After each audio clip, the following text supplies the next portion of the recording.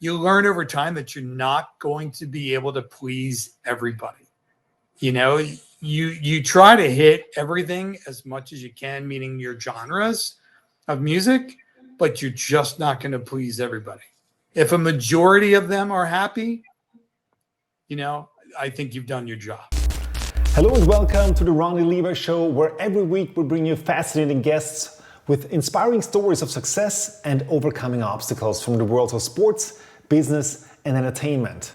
To support this channel, please subscribe, turn on the notification bell, and hit the like button so that we can deliver you the best content possible. And now, thank you very much and enjoy the show. He is the sound of the west coast of Florida. Having hit the tone at 3 Olympic Games, he's the president of Pro Sports DJs. He's the DJ and music director of the Tampa Bay Buccaneers, the DJ and music director of the Tampa Bay Lightning. He had been involved in several Stanley Cup finals and Super Bowls. He's got 3 Stanley Cup rings. Joining us live from Tampa Bay, Florida, please welcome, here is DJ Bolt Sean Bovelsky. How you doing, Ronnie? I'm great. How are you? I'm good. I'm doing great. Thanks for asking. Thanks for having me on the show. Yeah, so happy to have you here. I'm really excited. And when you hear all of that, like all of your accolades that you've achieved so far, what comes to mind to you? It seems like yesterday when I first started. It's gone by very, very fast. But it's amazing you look back and everything that I've done, and I'm like, I'm not even close to being finished. So what could go on in the future is endless. So it's exciting. It really is. But like I said, it's like I just started this. And when you can do something that you really enjoy and you really love, then it's not really a job. It's fun. It's beautiful. And it's really, really awesome. And especially when it goes by that fast. And you've been, for example, for the Buccaneers and also for Tampa Bay Lightning, you've been with them since the 90s. So that's a long, long, long time. What was it actually that you imagined that you were going to be as a kid, or was that your childhood dream, or what was it? I kind of started in high school. Our high school had a radio station, and so I kind of got the radio bug first. You know, it was like, oh, I love music, I love being on the air, so I started in radio.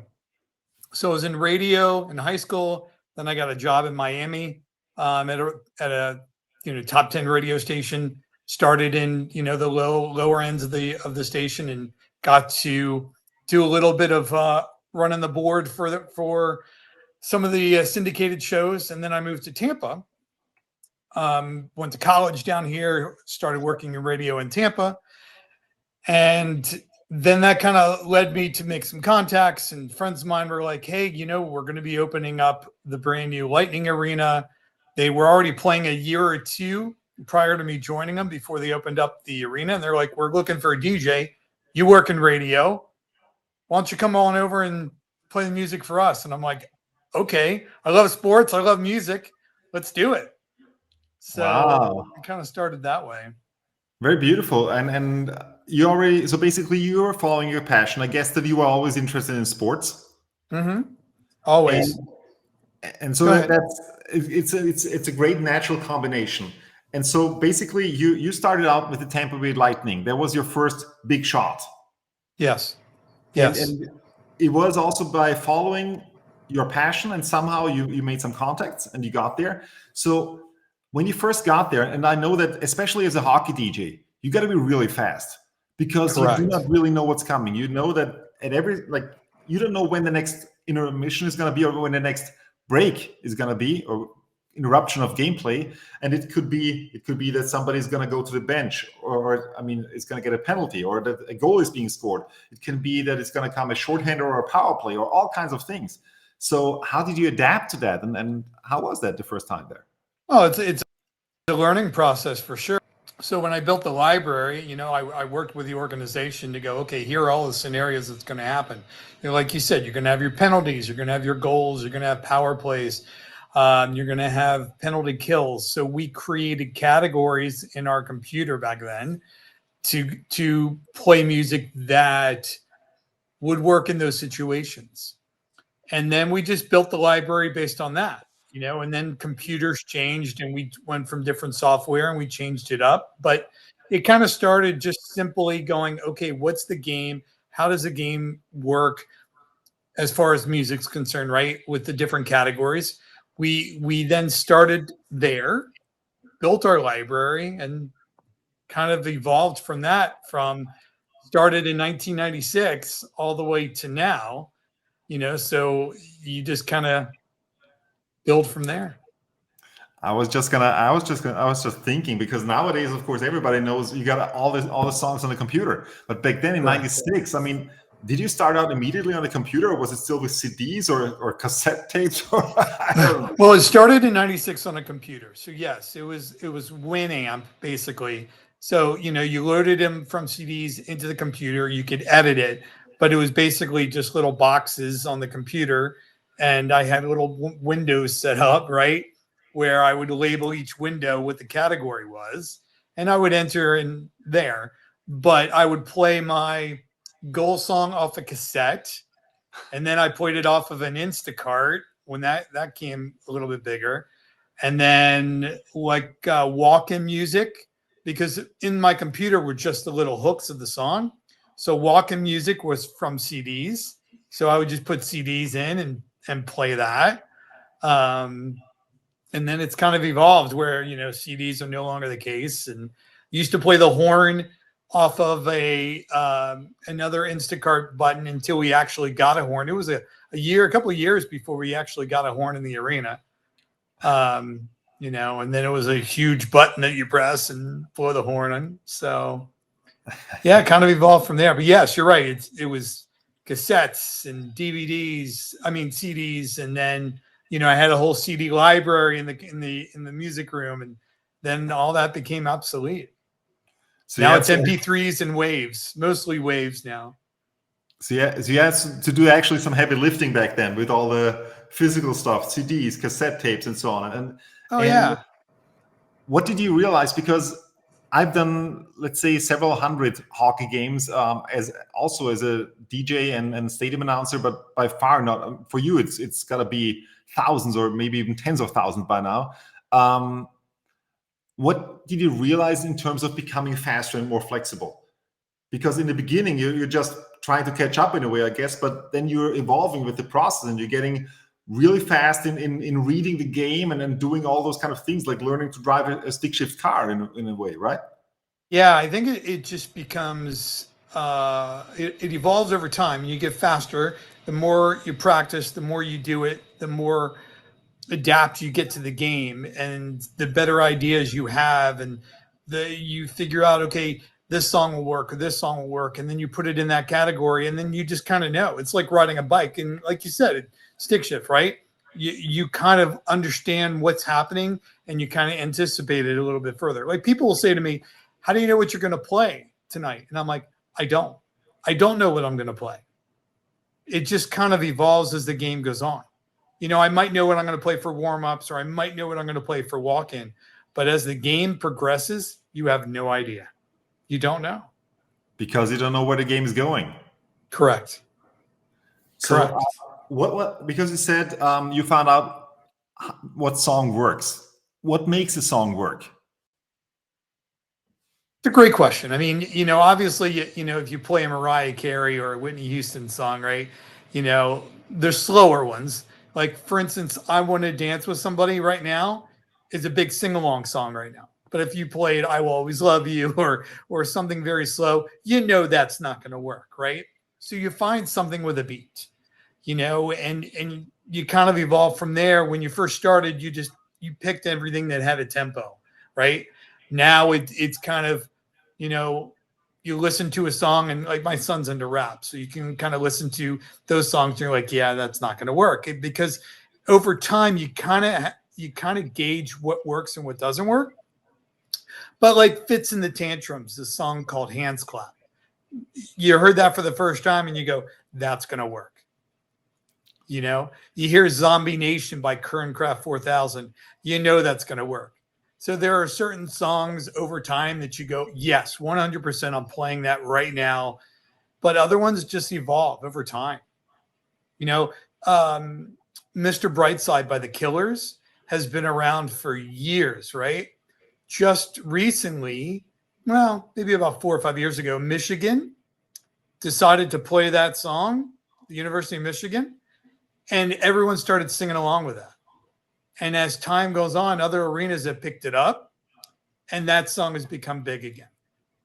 Blink 182, All the Small Things, Colorado Avalanche kind of picked that one, and everybody starts singing that. So it becomes retro almost at times. And when everybody knows it's magical. It's also like we know it in European soccer stadiums at times. It's also there's this one song that really everybody connects with one club. For example, at Liverpool, it's "You'll Never Walk Alone," and then the whole stadium sings it. It gives you goosebumps. When you also in the 90s, you parallel to hockey, you started with American football with the Tampa Bay Buccaneers. How did that come along? How did I get the job? Yeah. So I was actually working for them prior to DJing. So I was doing the Bucks and the Lightning. I was doing the music for the Lightning, and the Bucks I was doing something called, well, it was basically commercial playback. And at the time, all the commercials were on Laserdisc. So the gigantic like albums, but they're on Laserdisc. So I was doing that for a few years until they built the new stadium. When they built the new stadium, they were looking for a new DJ, and I'm like, I'm doing the Lightning. I would love to do the Bucks. So a couple of years involved with the organization, I was able to transition from the Laserdisc commercial playback into playing the music. And that was just 2 years later. So it was 96. I started with the Lightning, and then 98 was the Bucks. What's the biggest difference for you between being a DJ in ice hockey and being a DJ in football or in the NFL? Games are very different. There's so many whistles in hockey compared to the NFL. Certain teams in the NFL can play music during the offense. Certain ones don't. Over the years, we have done back and forth. So right now, at least last year, we didn't play any music during offense. So when they're on offense, we don't play anything. And on defense, I'm playing music all the time. When we score, when we make a turnover, we're playing music. But hockey is constant. As soon as that whistle blows, music's played. So it's just a different game. Just a different feel to it. It's hard to describe. Like the NBA, I've done a couple of those games. You're playing music 100% of the time, maybe 99.9% of the time. Hockey, you're probably playing 70, 75%. And depending on in the NFL, you're probably playing anywhere from 50 to 70% of the time. So it's just a level of play. One thing that I noticed in my own work is that you have to be really, really, really alert while you're doing that. Like you need to be laser focused basically the whole time, the whole 3 hours or however long it's going. You really need to be focused. Correct. How do you deal with that? Like how do you stay focused during that time? Well, it's interesting you say that because not only do you have to stay focused on the game, you have headsets on, and you're dealing with your producer. In our case of the Lightning, we're dealing with an organist. So I have different people in my ear as we're doing the game, and you're trying to concentrate on the game, plus listen to what's coming up next. So again, it's a learned process to be able to focus on what's happening on the game and listening to the producer, knowing what you're doing next. It takes time. So if somebody just came in and did it for the first time, they would probably be, overwhelmed at first. But you just get used to that. You get used to, okay, you have a script in front of you because you have to know what breaks are, what you're doing in the break. So it's a learned process every time. And the script that you were referring to is for the breaks, for the scheduled breaks. Correct. But obviously, you never know where the game is going. So you always, as we were saying, I wanna ask you something because you were mentioning the organ, and I heard, and maybe it's true, maybe it's not. I'm sure you're gonna tell me that in Tampa at the Lightning's arena, they took out 500 seats at one point to really build like a real church organ in there. Is that true? That is correct. That is correct. So when our current owner took over the arena, they wanted a true theater organ. So you're right, they took 500 seats, which is unheard of, right? They took 500 It's seats a out of the lot. arena and made a stage. So you have a stage up here, right? And then down below is a bar. And on the stage is the organist. And behind the organist is our full Tampa Bay Lightning, and it's pipes and there's lights lighting it up. It's a full theater experience. There's nothing like it in the NHL at all. That's even close to that. And our organist is from Orlando. He's been here for probably, I think, 10 to 11 years. He's an amazing organist. We can tell him, hey, can you play Blinding Lights by The Weeknd? He'll listen to it for a little bit and bam, he's got it. It's awesome. An amazing artistry to be able to do what they do. I want to check that out one day when I already saw you in action and we already met at the Tampa Bay Bucks game, but I haven't been yet to the Lightning game. But I remember also, for example, I met the organist from LA, Dieter Rule, and also Ray Castoli from the Knicks, or also the New York Rangers. And I remember when I was at the Kings game in Los Angeles, when like an hour before the game, there was basically nobody in the arena, and Dieter was playing on the organ the whole Bohemian Rhapsody, like all 7 minutes, going all out, and it was really, really cool and awesome. Correct. Our organist does the same thing. He'll do that. He'll play Hotel California for like 7.5 minute, version as well.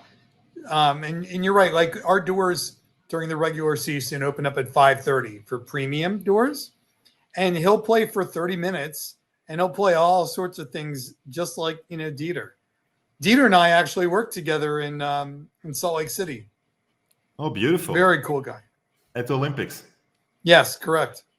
Very awesome. That's very cool. We're still gonna get to the Olympics, but what's the biggest difference between the audience also at hockey games, like in the NHL, and in the NFL at football?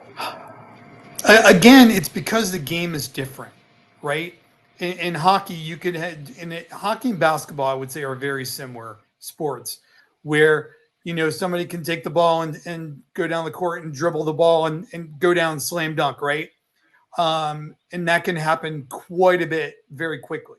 Hockey's kind of that same way. It's the same feel. It's quick. Somebody can steal the puck, go down 2-on-1, score a goal.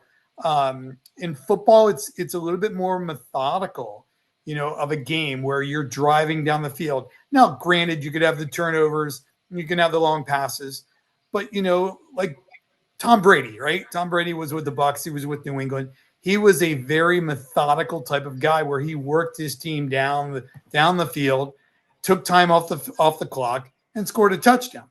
And there's nothing wrong with that. Obviously, it's really good at what he does, but the game is just a little slower.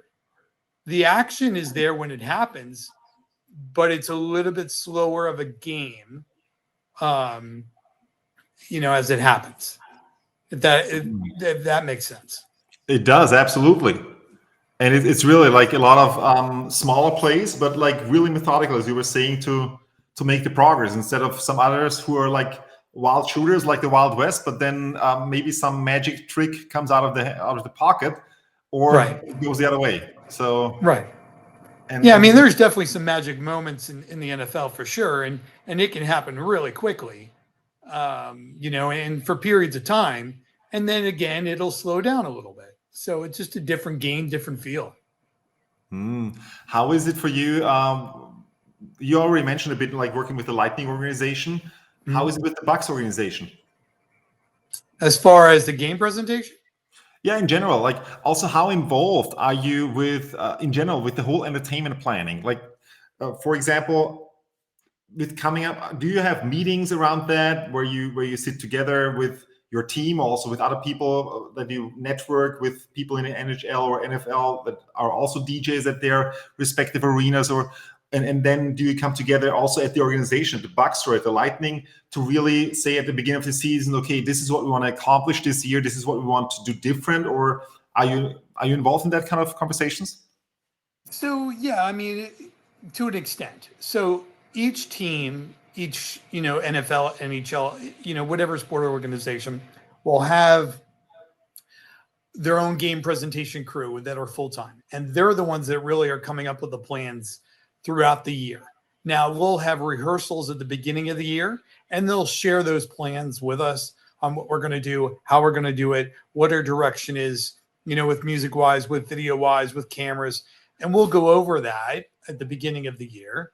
But for the most part, I would say it's the actual full-time staff that is kind of directing what the game's going to be like, what it's going to look like internally, how it's going to sound, things like that. And then they bring us in for, early rehearsals. Now, each game night and game day, for the NFL and NHL, we'll go in and we'll do like an hour to 2 hour rehearsal prior to game to understand what that night is going to be like, what we're going to do, what kind of cameras are we going to shoot, what kind of games are we going to play as far as fan interaction, kind of things like that. How much freedom do you have when choosing the songs? For the most part, they give me full freedom. There might be, our goal song is always our goal song. Our touchdown is always our touchdown song. So there are certain songs that are always the same as far as scoring wise. But as far as me choosing and picking what songs I can play throughout, it's my choice. Now, there might be some direction like, hey, play a little bit more hip hop here or play a little bit more classic rock here.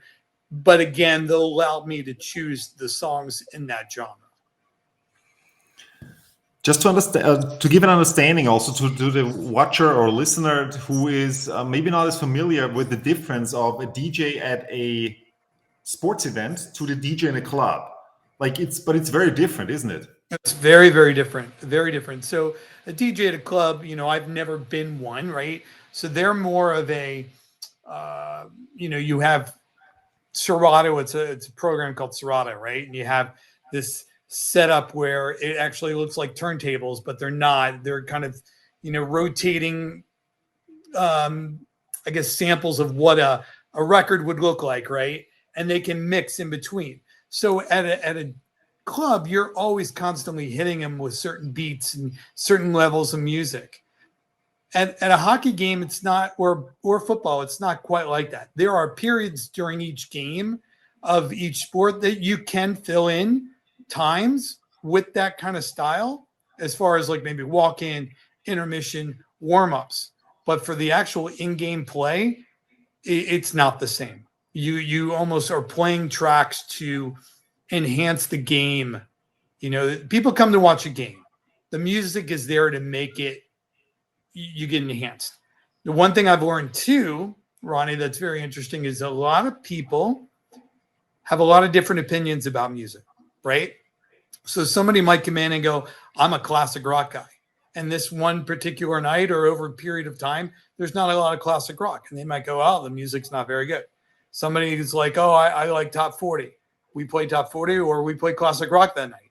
Oh, music's not very good. You learn over time that you're not going to be able to please everybody. You try to hit everything as much as you can, meaning your genres of music, but you're just not going to please everybody. If a majority of them are happy, I think you've done your job. That's a great learning, because I believe it's also in life that whatever you do and whatever your job is, you never are going to please everybody, because if you go out there to please everybody, you're going to please nobody. Right. Correct. Absolutely. So, and you're going to, especially with social media, you'll get out there, especially doing what I do, you're going to go, oh, the music wasn't very good tonight, or it was very good, or, so you just got to take it with a grain of salt, go out there with what how it, play the direction that the team wants you to play in as far as music's concerned, and do the best job you can and feel good about it. Wow. And you're touching a great point, because the moment that you're actually doing something in the public eye, you're going to have opinions about that. So, and you're at an age where you probably are quite settled also in life, and where it's like you grew up without social media.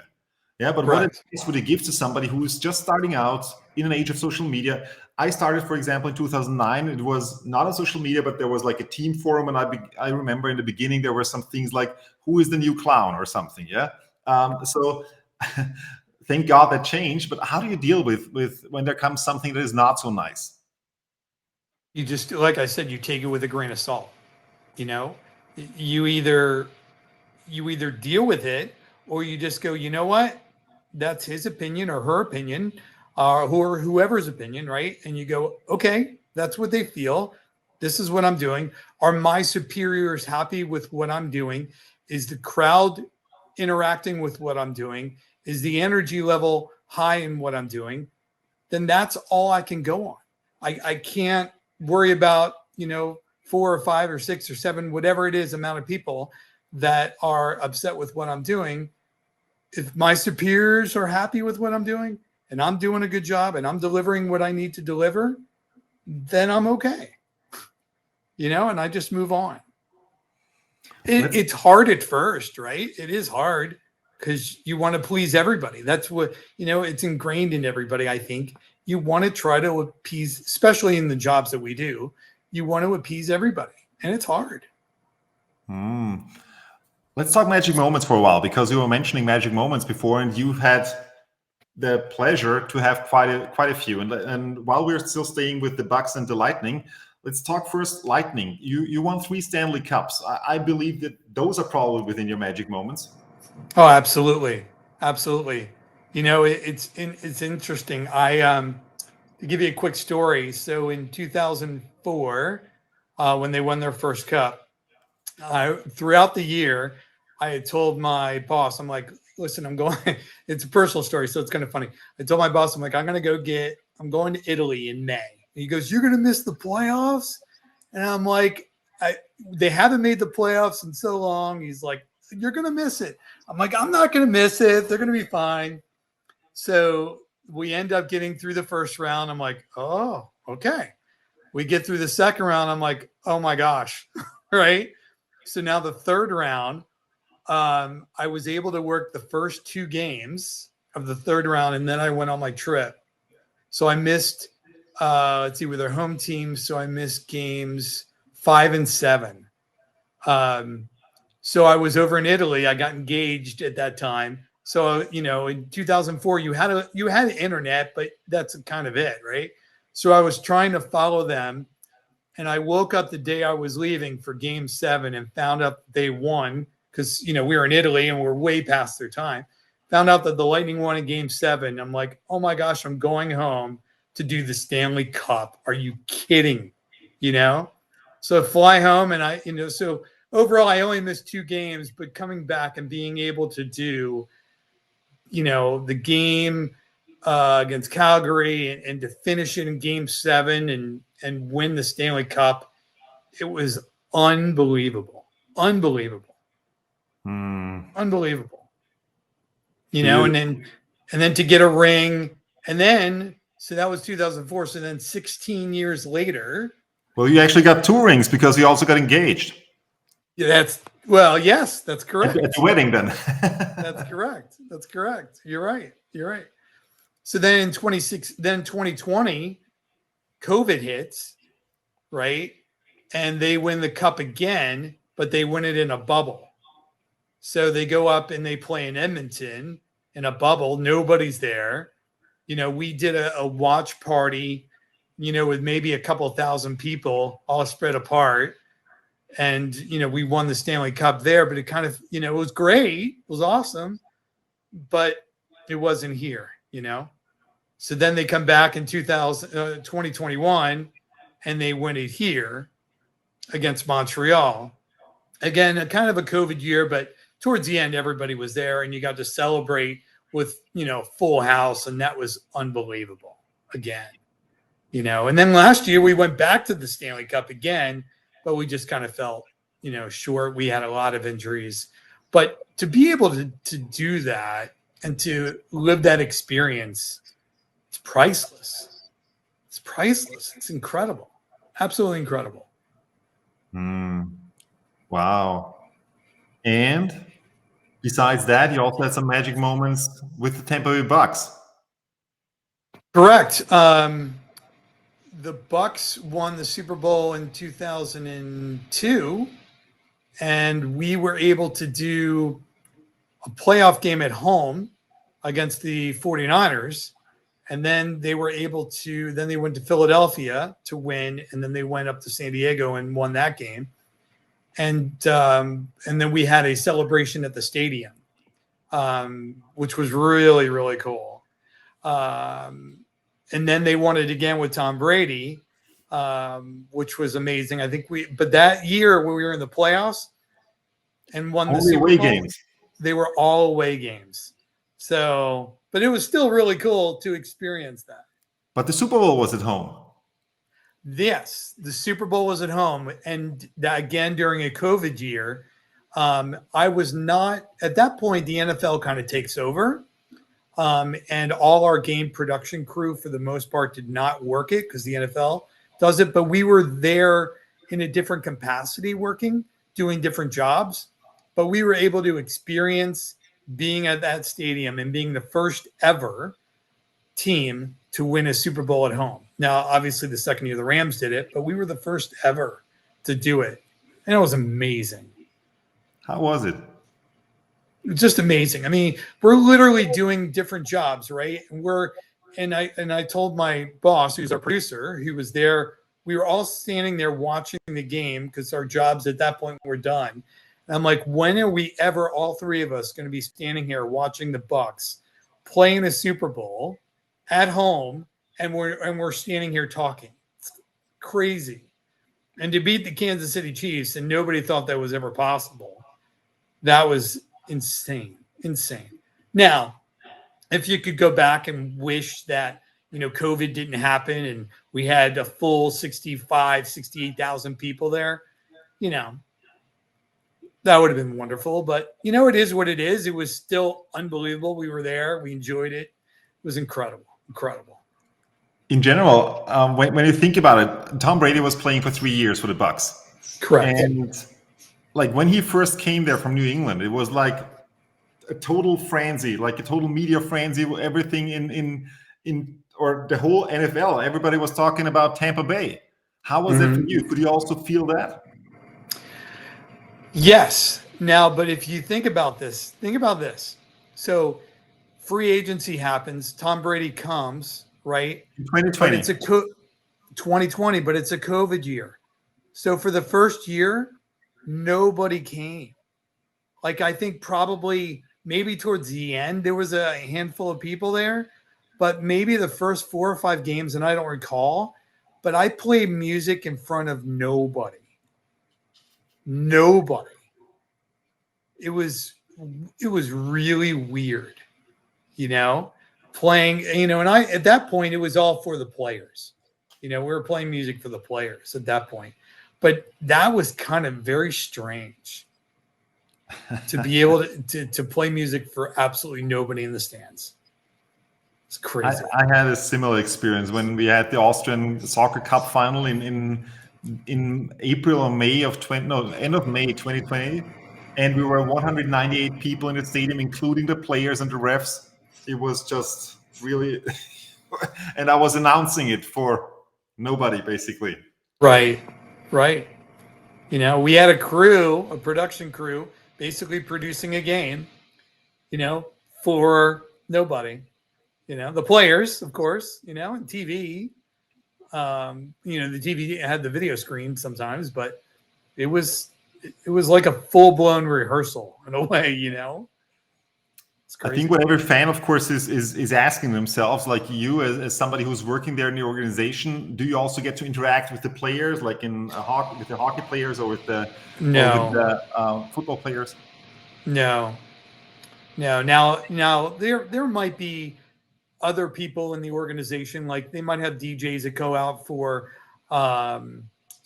training camp, or some teams might have DJs on the field that they'll deal with the players a little bit more than I will. And again, those DJs are more like the walk-in and warm-up sections of the game. But no, I don't have any interaction with anybody. So we've been talking a lot about basically guiding a team for the whole season or for several seasons or even for decades. But then there is also a difference to events, and you've been to to the biggest events that there are. You've been to three Olympic Games, you've been to the Panamerican Games, you've been to the Youth Olympics. So how is it different? Like, how is it working at a big event for you? You know, it's interesting. Like you really don't know until you get involved, right? You know, you're so used to your own team and your own fans. When you got to, you know, when I got to experience my first one, it was like, you know, I did women's hockey. 2002? 2002. So I got to do women's hockey, a couple men's games, but it was like, you know, Sweden versus Canada or whatever, right? So you'd have a whole bunch of Canadians and Swedish. And, you know, when you do what I do, it's always the same fans for the same team. So now you almost are playing neutral music for both teams. You can't hype up one team versus the other. So you're playing in hockey, you're playing 2 goal songs, right? One for the other team, one for the other, and the horn goes off for both teams. So it's becoming it became a neutral event, you know. And as my experience in the Olympics kind of grew a little bit, you're like, okay, so now let's make it a little bit more fan interactive. So you do a little bit more sing-alongs. You play music that gets the fans interacting more in the game, and that's kind of where those games are a lot of fun, because everybody is so involved and so into the game that when you hit a song that's very interactive and you get the whole crowd doing it, it's pretty special. Yeah, I can also see that in general, when you're working at an event, it's more about, you're going to have probably different audiences every time. Maybe some are going to be at several games, but so you need to mix it through. You need to get something that is easy for everybody to get, because when you're working with a team constantly, you can really build something. You can build something over time. But there you only have 2 weeks are the Olympics, basically. Correct. And you're doing like maybe 3 games a day. Yeah. You know, because there's so many games that have to be played. You're playing one at like 10 a.m., one at 2, and you might even do 4, one at 2, maybe one at 6, and then one at 10. You know, and you're doing that, like you said, for 2 weeks straight. So it's a lot of hockey, you know, and occasionally they'll have a couple of DJs per event. So you're not doing all 4 games, right? But yeah, it's a lot. And it's a magical moment to be able to work those events, to experience different countries, to different cultures, different feels of how people interact. It's unbelievable. It's an unbelievable experience. You know, not just from me playing DJ, just an overall experience. It's incredible. Beautiful. And you know,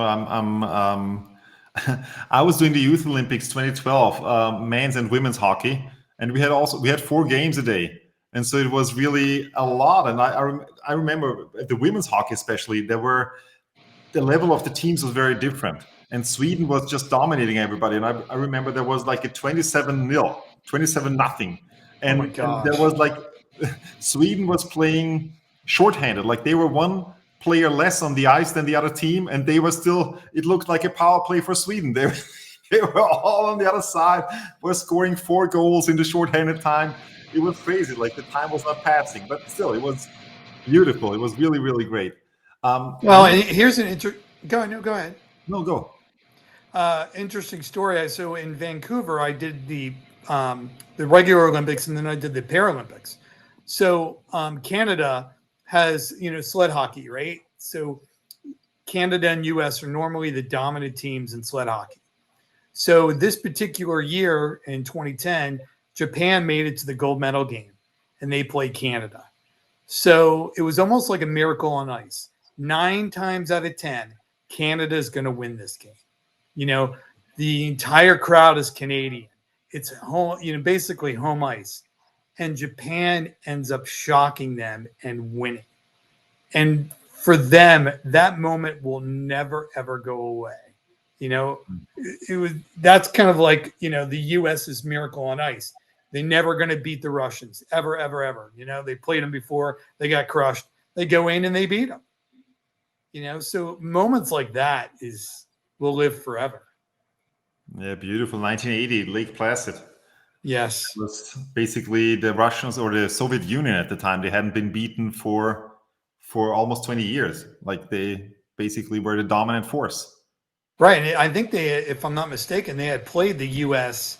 like a month prior in an exhibition game in Madison Square Garden and beat them like 8-1 or something like that. Yeah, I don't know, but it definitely sounds that this that this could be true. How do you actually prepare for the music and so on? And how do you stay up to date? Like, how does that work? So I am constantly listening to music. So I have different subscriptions to different services that provide music. So I'm downloading music all the time, getting music all the time, listening to it, categorizing it, and then taking that with me and loading it in. I'm constantly going. So there might be times where I'm going through my library and going, oh, I've never played this one. I should play this one now. So it's just a constant process. The other thing that's kind of changed now is, with TikTok. So things that might be popular on the radio are not necessarily popular on TikTok, but, some of the younger kids like TikTok songs. So you have to almost do another reference to TikTok and find out what's trending right now on that. Wow. And how do you utilize that? Like those, because oftentimes those TikTok songs are also combined with dances.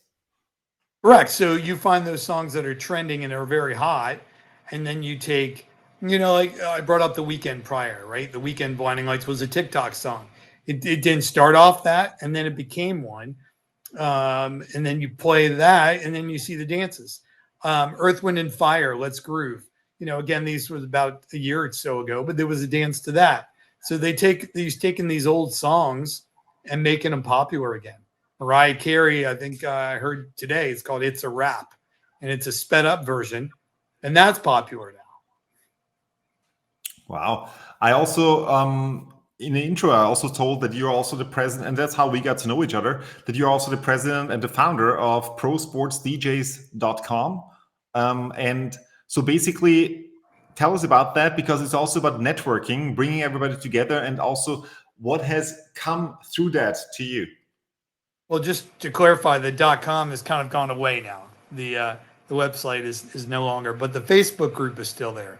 So it's a community of DJs that are together, that do everything that I do, and trying to reach out to different parts of the world. And that's how I met you, right?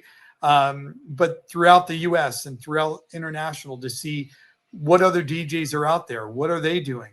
What can we learn from each other? What works in Austria? What works in Tampa? What works in Colorado? What works in Philadelphia? I just tried this. Oh, why don't you try that? So you kind of share ideas, because whatever is happening in your part of the world, might work here or it might not. For instance, here's a good example. You brought up Ray Costoli. So the NFL did a game in Germany with the Bucks. He played John Denver. Thank God I'm a country boy, right? So Take Me Home Country Roads. That's what he played. Country Roads. That's what Country he played. Roads. Yeah. And so certain teams here in the US have used it and it works. But it wasn't that quite, big. Certain stadiums it was, right? So he goes over to Germany and he plays it in the fourth quarter. The entire stadium was singing that song. And even continued to sing it after he was done with it. Correct. And again, it could be an Oktoberfest type of song, so maybe you did some research and like, hey, these are the songs that we sing on Oktoberfest. I don't know. I don't know how he chose to play it, but maybe it was, and he knew it. But that was a moment that will work, in Germany. That works here, but who would have thought that the John Denver song would work in Germany? But it does. So that's kind of what my thought was with Pro Sports DJs, going back to that, was to get ideas and network with different people from around the world. Wow. And I'm really thankful that you actually did that, because I think it paved the way for many to connect and to actually make the whole experience for everybody in the stadium better. Mm-hmm. Absolutely. 100%. So that's really awesome. And I actually took quite some things from that as well. So basically networking, how important is networking for you?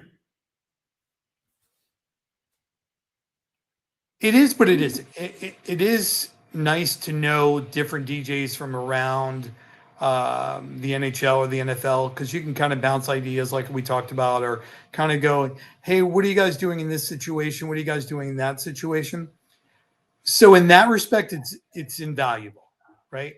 But as far as networking to with other DJs to do your job, you don't need to. You know, you can do your own research, you can do your own style without copying anybody else. But I think it is important overall to bounce ideas off. Hey, we do this thing on third down. Do you guys do that? You know, we play music on offense. Do you guys do that? So those kind of things are good. But as far as a style and what they're playing, I think you develop your own style over time. Talking about that, for somebody that's watching or is listening and that is thinking, I would love to do that. I would love to work in the sports area. I would like to work in the sports industry with a team. It could be as a DJ or it could be as something else. What tips can you give to that person how to start? First thing, and just kind of like what I did, I would find the company's website that you're interested in, find the person that works in the game presentation crew, find their email, send them an email, and don't give up. Just keep reaching out. And if that person doesn't respond, go on to the next one. But find where you need to go, and don't give up on your dream, because it will happen. As long as you want to put your effort in, it will happen. Wow, beautiful. You already had so many incredible stories and moments along your journey. What event would you still like to work at? Is there still something left on your bucket list? I would say, you know, there's an Olympics coming up in Italy. I would say I would really like to do that. There's also one in LA that I would like to do. You know, there was one in Lake Placid, World University Games, like we talked about earlier. I would have loved to have done music and hockey for that, but I couldn't work it, you know, which was okay. But yeah, I think another Olympics would be pretty amazing. That was kind of where my dream was when I first started. I wanted to take my experience and my knowledge and go to that next level and find out where that level was. And fortunately enough, I was able to do that, and I've done it 3 times. So it's, you know, I knock on wood every day to go, you know, I can't believe I'm able to do this and have fun doing it and make money doing it. Oh, beautiful. If somebody got inspired and would love to reach out, or if somebody has a question or just wants to see your work and follow your work, how can they get in contact with you? Just, if they want, look me up on Facebook. I'm on Facebook. They can message me there, and I'd be more than happy to answer any questions or talk to them, and be more than happy to kind of guide and pinpoint any ideas that they might have and help them reach their goal. Beautiful, very beautiful. Any final thoughts that you want to give to our audience? If you have a dream and you want to do it, never give up on it. Just keep reaching for what you want to do, and eventually it will happen. Wow. That was very beautiful. Thank you so much.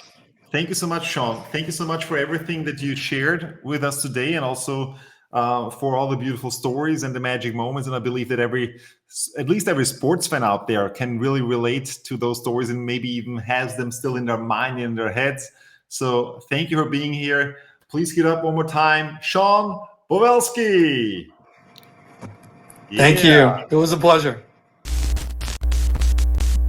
Thank you for sticking with us until the end. To make this content even more valuable for you, please leave a comment below and share your thoughts, and also share this video with somebody you care about who absolutely needs to see this. Thank you very much. Have an outstanding day, and see you next time.